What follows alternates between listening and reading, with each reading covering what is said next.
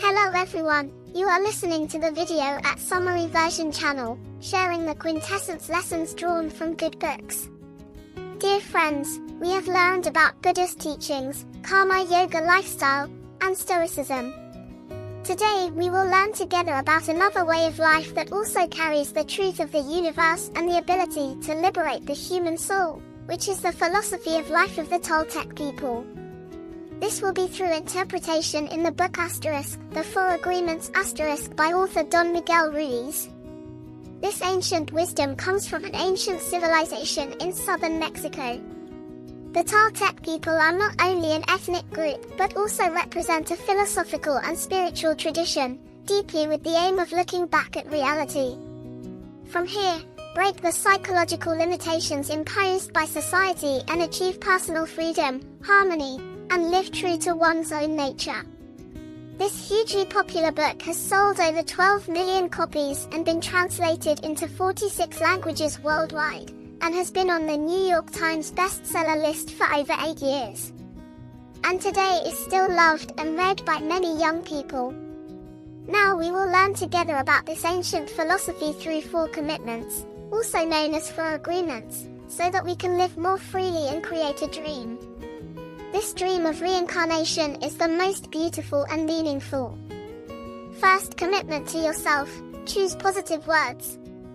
Thich Nhat Hanh once said that words can inspire love or instill hatred. They are the most powerful tools in the hands of mankind.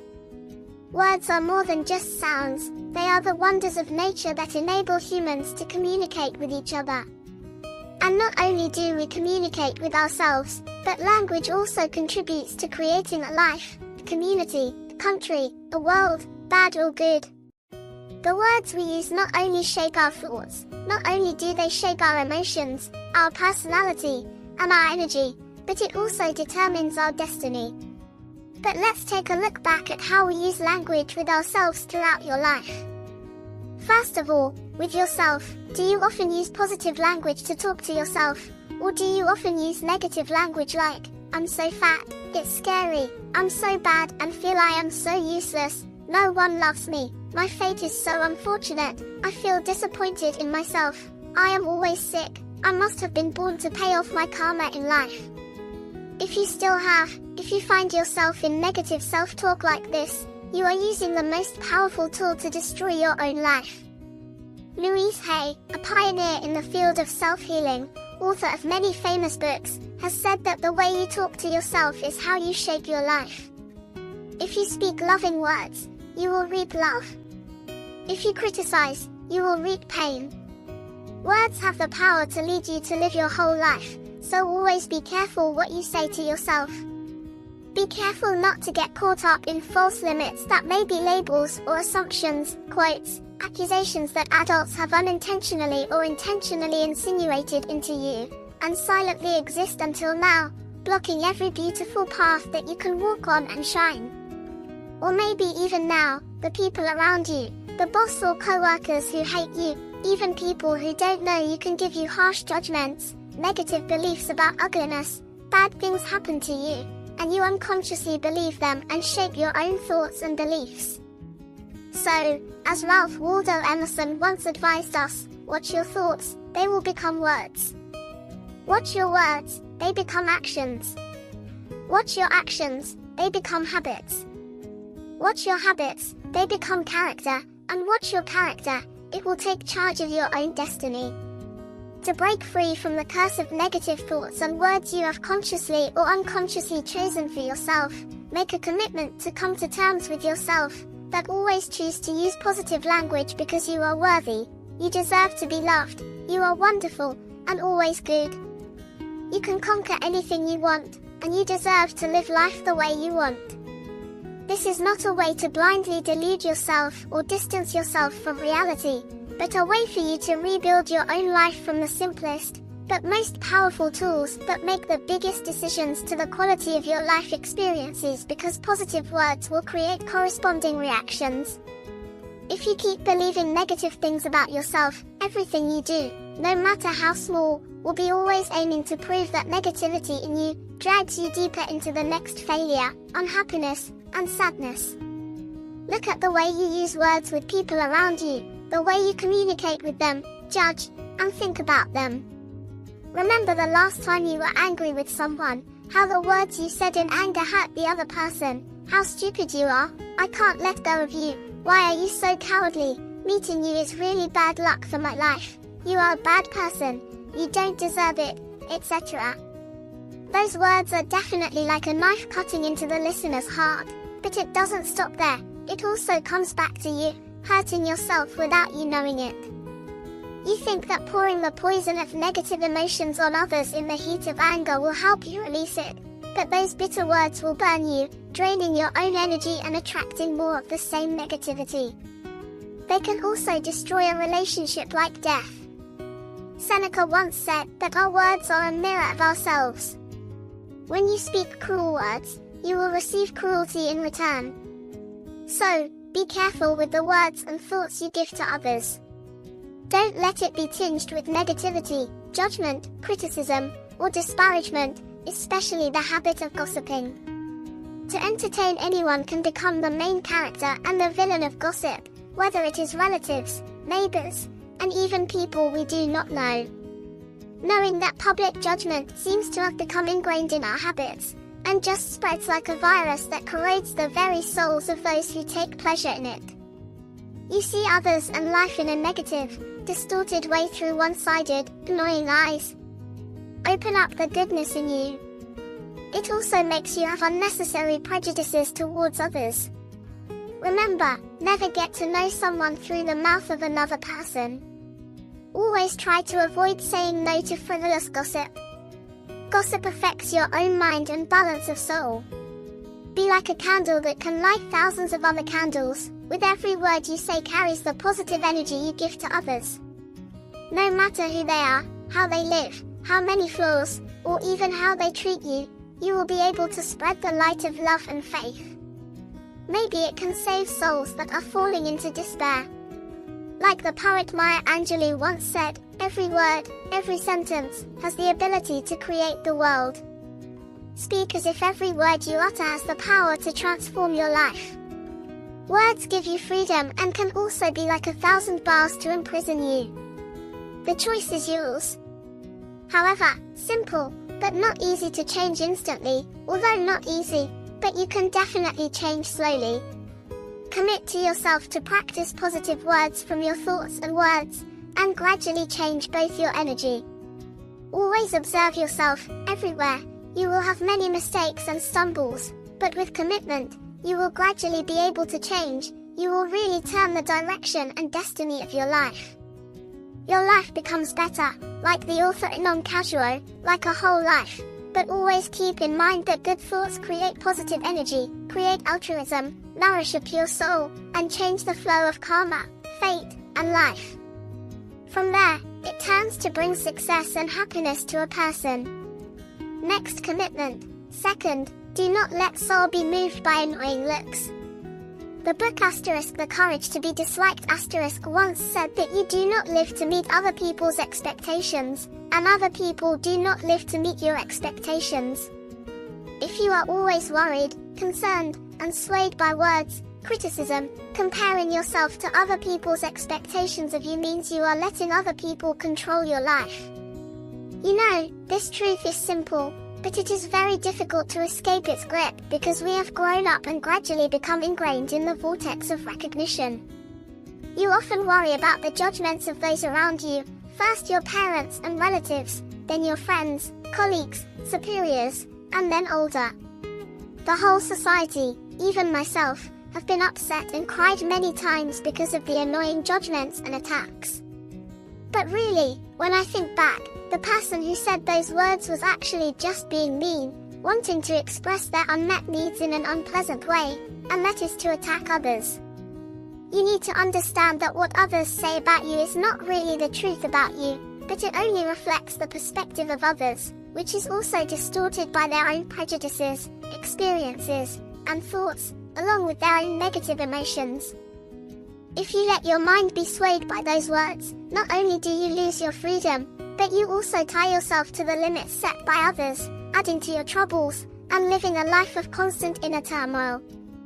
Simply think that what other people say is wrong, like the wind passing by your ear. Only when you try to hold on to it does it become a curse. Or, as Buddha also taught us, if you throw a torch into a river, the torch will still burn until it touches the river. The moment it falls into the river, the fire will be extinguished, the river will cool it. When someone throws the fire of abuse at you, let it disappear in your coolness. When someone throws the sharp at you, let it fall into your silence and become flowers in your heart. Remember that you are under no obligation to explain yourself to others, nor do you need to waste energy trying to change the way they think of you. You don't live to be the version of yourself that others want you to be. But when you stop wavering, you can ignore the judgments. That doesn't mean you hurt others or be selfish, ignore the truth. That is simply the way you respect yourself and have the courage to protect yourself.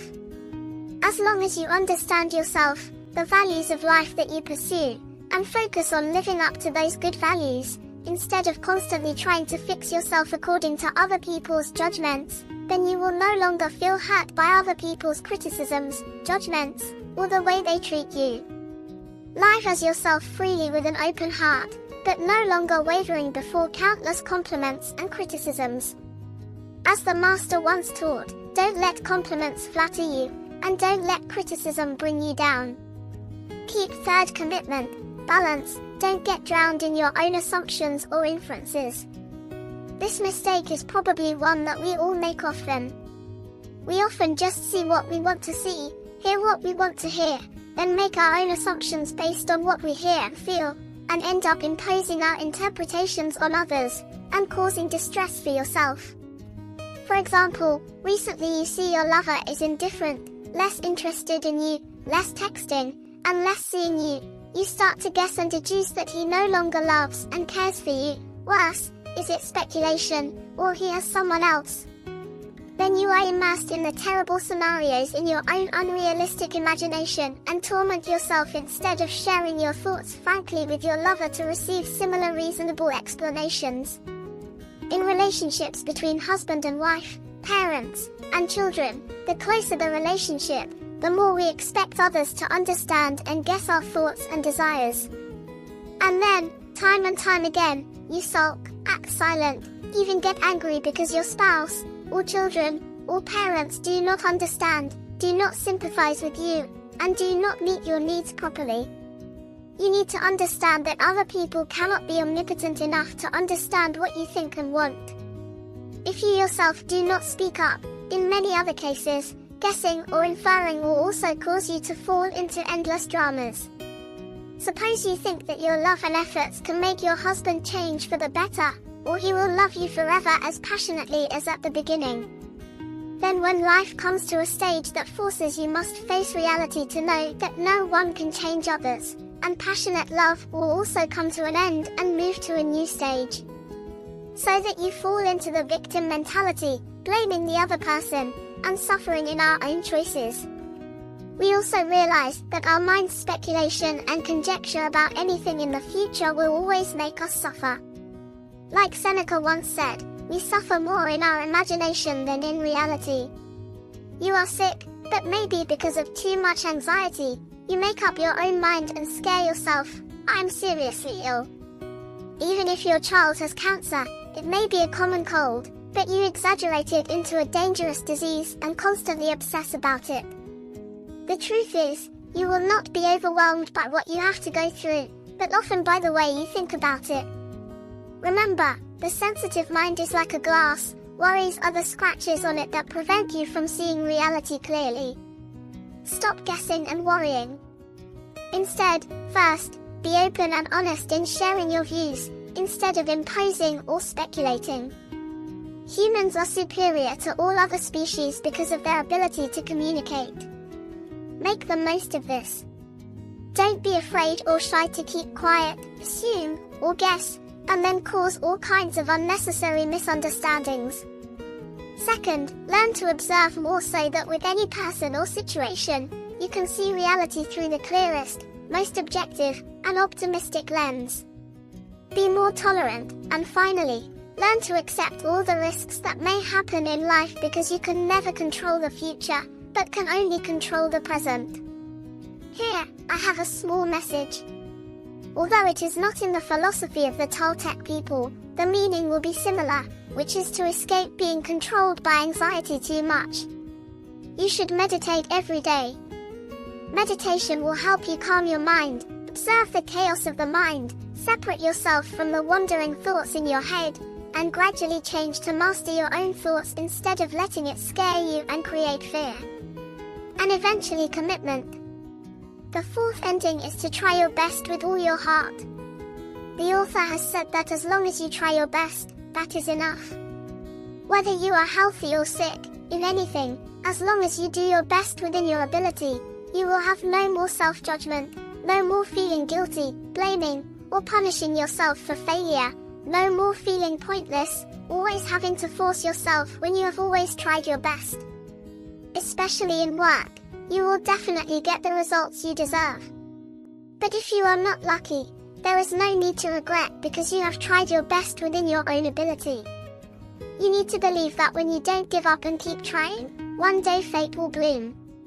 Besides, it's not only with big jobs that you do your best, or only when doing a job that you love is really important. You should give your all even in small tasks. Do your best and put your heart and soul into it. From eating, exercising, cooking, taking care of children, or reading, you also need to train yourself in this Wednesday's habit of wholeheartedly doing your best. This reminds me of the Buddhist advice to practice mindfulness. We also choose to be conscious and make our own efforts, and whatever we do, whether it is boring or interesting, it also represents a way of living consciously, being fully present in the present moment, letting go of the obsession with the past, and the desire to control the future. Only the present can help you enjoy this life. Don't think that only happiness is worth it fast to enjoy. Happiness and suffering always go together. When you have the courage to enjoy the pain as well, you expand your possibilities. Feeling life and happiness also becomes deeper, more valuable, and intense, just like the famous poet Karl Krenz once wrote, that the deeper sadness goes into your being, the more you can contain more joy. In addition to wholeheartedly trying your best, it is similar to the practice of karma yoga of Indian philosophy. That is, just focus on doing anything well without being attached to the result. So, you will have the serenity to best develop your own strength and achieve the most satisfactory results. Wholeheartedly trying your best that the author mentioned, you just need to understand that this game of life only play once, so whenever you play it to the fullest, live it to the fullest. Never live a half-life, do everything halfway. Don't die at 25, be buried at 75. For the 3 commitments and 3 agreements above, you also need to be dedicated to implementing them, persistently pursuing them, then you will truly be free from the old agreements programmed from the moment you were born to move towards living a life of freedom, true freedom within the soul. The path to regaining freedom. At the beginning of the book, there is a very profound quote from author John Lennon that I am very fond of, that is that, living with your eyes closed is very easy to misunderstand everything we are seeing. The saying is like a warning bell, reminding us that most of our lives have probably been like sleepwalking, following the beliefs, values, and imposed expectations and prejudices of society without ever questioning them, and gradually losing sight of our true nature. Our first job is to must be aware of how domesticated you have been, must open your eyes to see clearly how predetermined standards have been imprinted on your own belief system and perception. Imagine yourself as the sky is bright but covered by thick layers of clouds of taming.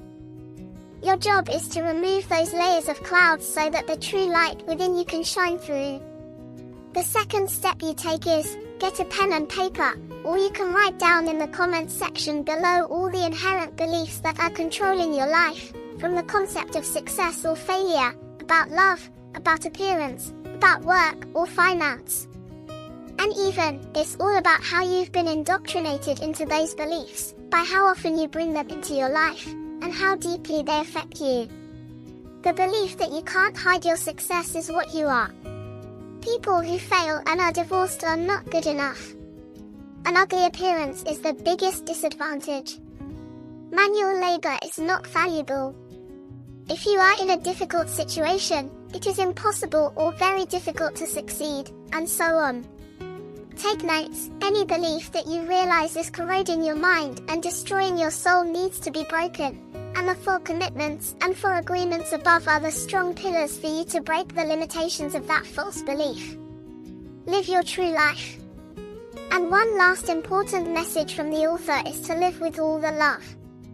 Life has ups and downs, storms, difficulties, and suffering, so sometimes it makes us feel that we have no reason to love, but always remember that suffering is part of the nature of life, but love is the choice to overcome suffering and reach happiness.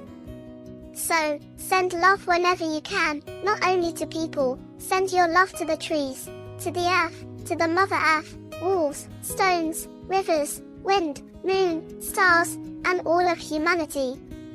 All of us, thank you all for being here to be experienced through life. Remember, how we live each day is how we create our whole life. Thank you for listening to the end. If you find this video useful, please leave a share in the comments below. And don't forget to give me a like button so I have motivation for the next videos. Hello, and see you in the next videos.